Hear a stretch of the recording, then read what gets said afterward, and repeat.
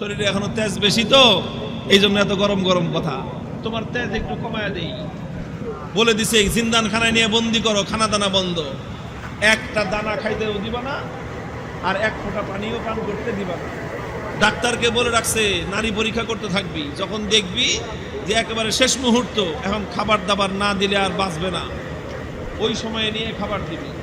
খাবারটা কি দিবি সেটাও ঠিক করে দিছে, বলছে যে মুসলমানদের ধর্মে যে জিনিস হারাম সেটা দিবি, শুয়োরের গোশত আর মদ মিশানো পানি। আল্লাহকে বললাম যে আল্লাহ, তুমি পরীক্ষা করতেছো তোমার বান্দার, যে তোমার বান্দা তোমাকে, তোমার দ্বীনকে, তোমার রসুলকে, তোমার রসুলের আদর্শকে কতটা ভালোবাসে, তুমি এটা পরীক্ষা করতেছো। আর এই পরীক্ষা করার জন্য জীবন দিছো মাত্র কয়টা? একটা মাত্র জীবন দিছো। আর ওই একটা জীবন দিয়ে আল্লাহ তোমাকে কিভাবে দেখাবো যে আমি তোমাকে আর তোমার দ্বীনকে কতটা ভালোবাসি? তুমি আমাকে 1000 জীবন দান করতাম, একটা একটা করে জীবন তোমার জন্য উৎসর্গ করে তোমার বান্দা আব্দুল্লাহ বিন হুযাফা দুনিয়ার সামনে প্রমাণ করে দিত ঈমানদারের কাছে ঈমানের দাম কত বেশি। উলামায়ে কেরাম, আহলে হক, হকের ঝান্ডা বাহিরা যদি হকের উপর অটল আর মজবুত থাকে, আল্লাহর পক্ষ থেকে সাহায্য আসে, প্রতিপক্ষ মাথা নত করতে বাধ্য হয়। সাহাবী যুগের ছোট্ট একটা ঘটনার উদ্ধৃতি দিই। হযরত আব্দুল্লাহ ইবনে হুযাফা রাদিয়াল্লাহু তাআলা আনহু, আল্লাহর নবীর একজন সাহাবী, তিনি এক যুদ্ধে নেতৃত্ব দিচ্ছিলেন একটা ছোট বাহিনী। ঘটনাচক্রে রোম সম্রাট সে ওই বাহিনীটাকে গ্রেফতার করে ফেলল। আল্লাহর নবীর সাহাবী আব্দুল্লাহ বিন হুযাফা রাদিয়াল্লাহু আনহু সহ প্রায় 50 জনের মুসলমানদের একটা কাফেলা বন্দী হয়ে গেল। এখন রোম সম্রাটের ইচ্ছা হলো মুসলমানের ঈমান পরীক্ষা করবে আর যে কোনো মূল্যে মুসলমানকে ইসলাম থেকে দূরে সরাবে। এই জন্য প্রথমে আব্দুল্লাহ বিন হুযাফাকে ডেকে নিয়ে অফার দিল, অফার, লোভ দেখাইলো, বলল তুমি ইসলাম গ্রহণ করো, বিশাল অপ্রতিরোধ্য বিশাল সাম্রাজ্য, পৃথিবীর সুপার পাওয়ার রোম সাম্রাজ্যে তোমাকে বিশাল বড় ক্ষমতাবান পদ দিয়ে দিব, মন্ত্রিত্ব দিয়ে দিব, আর আর তোমাকে আমার মেয়ে বিয়ে দিয়ে দিব। পরবর্তীতে তুমি রাজবংশের নিয়ম অনুযায়ী দেখা যাবে তুমি সম্রাট হয়ে যেতে পারো, বিশাল এলাকার দায়িত্ব তোমাকে এখনই দিয়ে দিব, কিন্তু শর্ত হলো তোমাকে তোমার ধর্ম এবং আদর্শ ছাড়তে হবে। এই কথা যখন বলেছে, আব্দুল্লাহ ইবনে হুযাফা রাদিয়াল্লাহু আনহু রাগে ক্ষোভে অগ্নিশর্মা হয়ে, কোন কোন বর্ণনার মধ্যে এসেছে রোম সম্রাটের দরবারে দাঁড়িয়ে রোমান সম্রাটকে তিনি লক্ষ্য করে বলেছেন, ইয়া কালবার রোম, হে রোমের কুকুর। রোমের সম্রাট যখন তাকে ধর্ম ত্যাগের, ইসলাম ত্যাগের পরামর্শ দিয়েছে, তখন তিনি রোম সম্রাটের রাজ দরবারে দাঁড়িয়ে সম্রাট বলে নয়, রোমের কুকুর বলে সম্বোধন করে বলেছেন, মুসলমানের ঈমান এত কম দামি জিনিস না। সম্রাট মনে করলো শরীরে এখনো তেজ বেশি তো এই জন্য এত গরম গরম কথা। এত গরম গরম কথা, তোমার তেজ একটু কমায় দেই বলে দিছে, জিন্দান খানায় নিয়ে বন্দি করো, খানা দানা বন্ধ, একটা দানা খাইতেও দিবা না আর এক ফোঁটা পানিও পান করতে দিবা না। ডাক্তারকে বলে রাখছে নারী পরীক্ষা করতে থাকবি, যখন দেখবি যে একেবারে শেষ মুহূর্ত, এখন খাবার দাবার না দিলে আর বাঁচবে না, ওই সময়ে নিয়ে খাবার দিবি। খাবারটা কি দিবি সেটাও ঠিক করে দিছে, বলছে যে মুসলমানদের ধর্মে যে জিনিস হারাম সেটা দিবি, শুয়োরের গোশত আর মদ মিশানো পানি। ঠিক তাই হয়েছে। আব্দুল্লাহ বিন হুযাফা সহ না খেতে খেতে যখন মরণাপন্ন প্রায়, তখন একেবারে জীবন বাঁচানোর জন্য তাদেরকে খাবার দেওয়া হয়েছে। খাবার কি? শুয়োরের গোশত আর মদ মিশানো পানি। আব্দুল্লাহ বিন হুযাফা রাদিয়াল্লাহু আনহু চিন্তা করলেন, শরীয়তের মাসলা অনুযায়ী এই পরিবেশে জীবন বাঁচানোর জন্য সামান্য পরিমাণ শুয়োরের গোশত খাওয়া যায়, জীবন বাঁচানোর জন্য। এটা তো আছে, ইল্লা ফামান ইসতুররা ফি মাখমাসাতিন গায়রা মুতাজানিফিন লিইসমিন ফা ইন্নাল্লাহা গফুরুর রহিম। একজন মানুষ যদি এমন হয়ে যায় যে কোনো হালাল খাদ্য নাই, হারাম খাদ্য ছাড়া হালাল কোনো খাদ্য নাই, এখন না খেলে জীবন বাঁচবে না, সেই সময়ে জীবন বাঁচানোর জন্য সামান্য পরিমাণ হারাম খাদ্য গ্রহণ করা কি? এটা হলো মাসলা। কিন্তু উনি চিন্তা করলেন এখন তো শুধু হালাল হারামের প্রশ্ন না, এখন প্রশ্ন হলো মুসলমানের ঈমানের আত্মমর্যাদা বোধের প্রশ্ন। আজকে যদি আমি হারাম খাবার খাই তাহলে রোম সম্রাট বলবে দেখছি মুসলমানের ইমানের শক্তি কতদূর। এই সময় মাসলা ভিন্ন। এরকম পরিস্থিতি যদি কারো হয় তাহলে মাসলা ভিন্ন। খাবার খাওয়া হালাল জীবন বাঁচানোর জন্য, এটা যেরকম মাসলা। আর কেউ যদি হারাম খাবার না খেয়ে মৃত্যুকে আলিঙ্গন করে নেয় তাহলে সেই মৃত্যু হলো আফজালুস শাহাদা, সর্বশ্রেষ্ঠ শহীদি মরণ।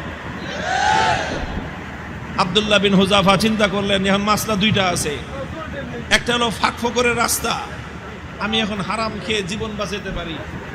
আর একটা মাসলা কি, আমি যদি আমার জীবনকে উৎসর্গ করে দেই আমার একজনের জীবন যাবে কিন্তু কিয়ামত পর্যন্তের জন্য রোম সম্রাটের দরবারে ইসলামের ঝান্ডা সমুন্নত হয়ে যাবে। সম্রাট বলবে যে মুসলমানের ইমান বাপরে বাপ, জীবন যেতে পারে কিন্তু মুসলমান ইসলামের গৌরব ভুলুণ্ঠিত হতে দেয় না। তিনি খান নাই, লাথি মারছেন একটা, এক লাথিতে সমস্ত শুয়োরের গোশত আর মদের পাত্রগুলো ভেঙে চূর্ণ বিচূর্ণ হয়ে। এখন সম্রাট ডাক্তারে কয় কিরে তুই না কইলি জীবন বলে বাঁচবে না, তেজ দিকে এখন অত। ডাক্তার কয় আমাদের ডাক্তারি মতে তো এত তেজ থাকার কথা না, এটা তো ডাক্তারি মতের তেজ না, এটা তো ইমানি তেজ। এই তেজ এটা শরীরের তেজ না, এটা রূহের তেজ। এটা শরীরের শক্তি নয়, এটা আত্মার শক্তি। যে ইমানদার আল্লাহর ইমান, আল্লাহর উপর আস্থা এবং ভরসাকে দুনিয়াদারদের সামনে মাথা উঁচু করে দাঁড় করাবার চেষ্টা করে, আল্লাহ পাক তার আত্মার মধ্যে অফুরন্ত শক্তি দান করেন। আব্দুল্লাহ বিন হুযাফা যখন এটা করলেন, এবার রোম সম্রাট বলে যে দুইবার খেললাম, দোনো খেলায় হারছি। দুইবার হলো না, প্রথমবার লোভ দিছে, জিতছে না হারছে। দ্বিতীয়বার খাওয়ান দাওয়ান বন্ধ করে টাইট দিছে, জিতছে না হারছে। এবার ফাইনাল খেলা, খেলা হবে। কি খেলা? ফাইনাল খেলা হবে কার সাথে?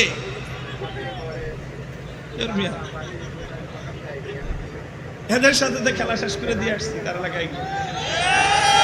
ওখানে কোনো খেলা নাই, এখানে তো অফার করেছি আসো, আমাদের দুয়ার সবার জন্য উন্মুক্ত, বন্ধুত্বের হাত প্রসার করে দিয়েছি আমরা। তোমরা ভুল করতে পারো, আমাদের দায়িত্ব হলো তোমাদের ভুল শুধরে দেয়া। রোম সম্রাটের সাথে খেলা হবে আব্দুল্লাহ বিন হুযাফার। একজন হলো সম্রাট আর একজন তার একজন বন্দী, তার জিন্দানখানার কয়েদি আর একজন সম্রাট। খেলা হচ্ছে ফাইনাল খেলা। রোম সম্রাট বলল এবার একদম দেখবো চূড়ান্ত যে ইমানের তেজ কোন পর্যন্ত হয়। যতজন বন্দী বিশাল বিশাল ড্যাগের মধ্যে পানি গরম করছে, ফুটন্ত গরম দাউ দাউ লেলিহান শিকার আগুন। সেই আগুনের মধ্যে ড্যাগ বসাইছে, বিশাল বিশাল ড্যাগ, খাজা বাবার ড্যাগের মতো। খাজা বাবার ড্যাগ দেখছেন? বাংলাদেশে আছে হলো শাহজালালের বাজারে ড্যাগ একটা আছে, ওটার মধ্যে বালতি নিয়ে নামে একজন সঙ্গ লাগায়া খিচুড়ি উঠাইতে, দেখেন নাই? এরকম বিশাল ড্যাগ, একটা মানুষ যেন আপাত মস্তক সেই ড্যাগের মধ্যে ডুবে যেতে পারে, এত বড় বড় ড্যাগ বানাইছে। ড্যাগ বানায় তারপরে লাকড়ি দিয়ে লেলিহান শিকার আগুন জ্বালাইছে। সে আগুন জ্বালায় তারপরে এই তো পানি দিয়ে ভরে দিছে। পানি যখন টকবক টকবক করতেছে, এবার আব্দুল্লাহ বিন হুযাফা সহ তার সমস্ত বন্দীদেরকে ডেকে আনছে। ডেকে এনে বলছে, আব্দুল্লাহ বিন হুযাফা এবার তোমার সাথে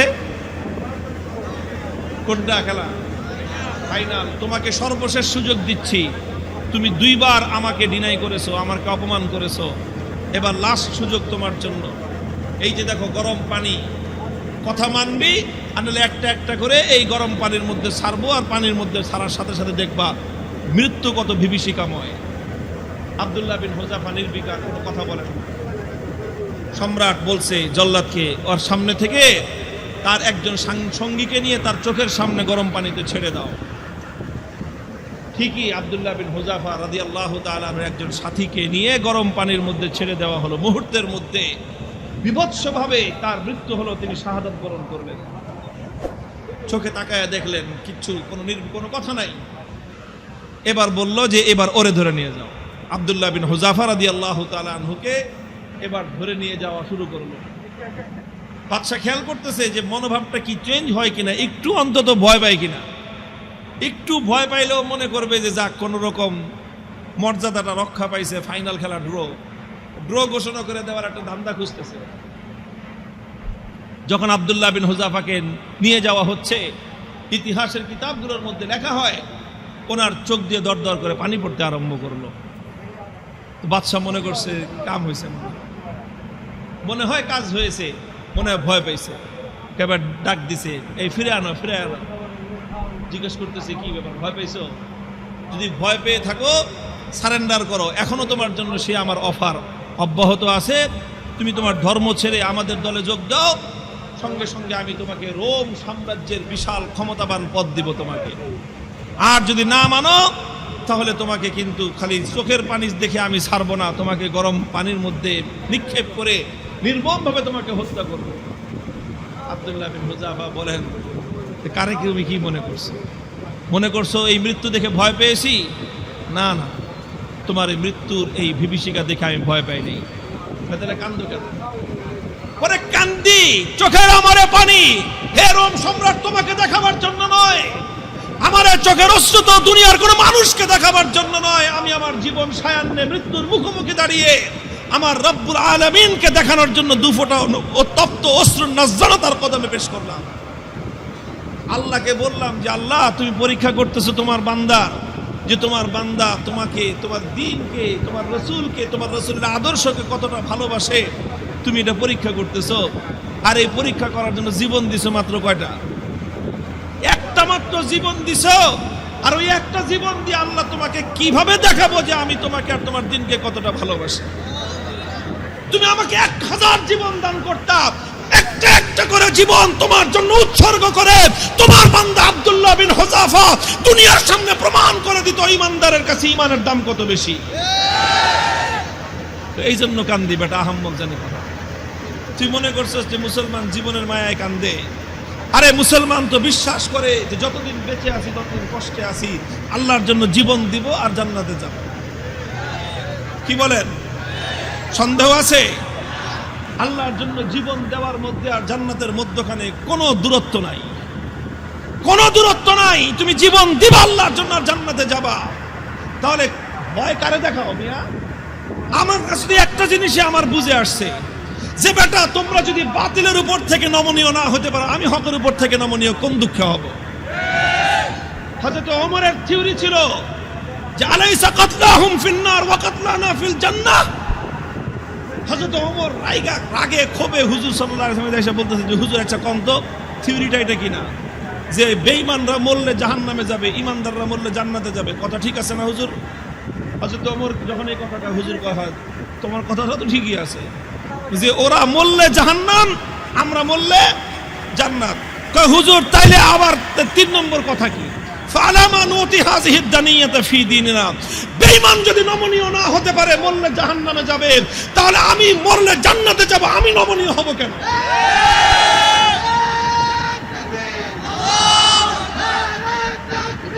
আল্লাহু আকবার। হুশিয়ার সাবধান,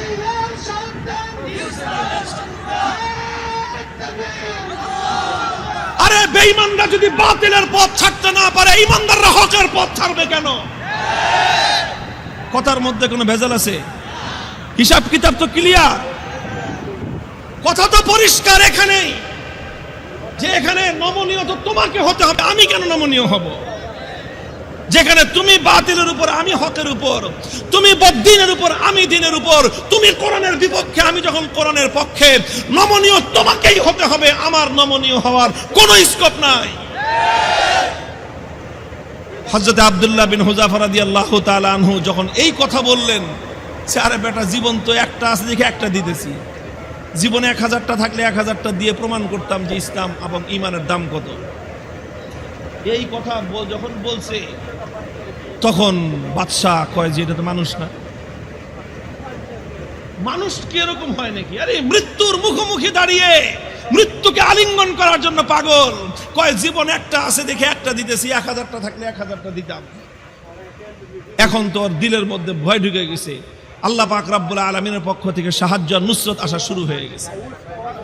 আল্লাহ পাক বাতিলের অন্তরের মধ্যে ভয় এবং ভীতির সঞ্চার করে দিয়েছেন। এখন বাদশাহ মনে করা শুরু করছে যেটা মানুষ না, এটা অন্য কিছু, এটা অন্য কিছু হবে।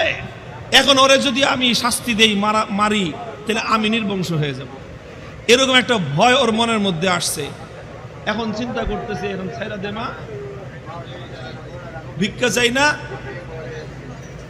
এই অবস্থা হয়েছে। এখন সে রাস্তা খুঁজতেছে যে কেমনে এখন এর থেকে বাইচা আসা যায়।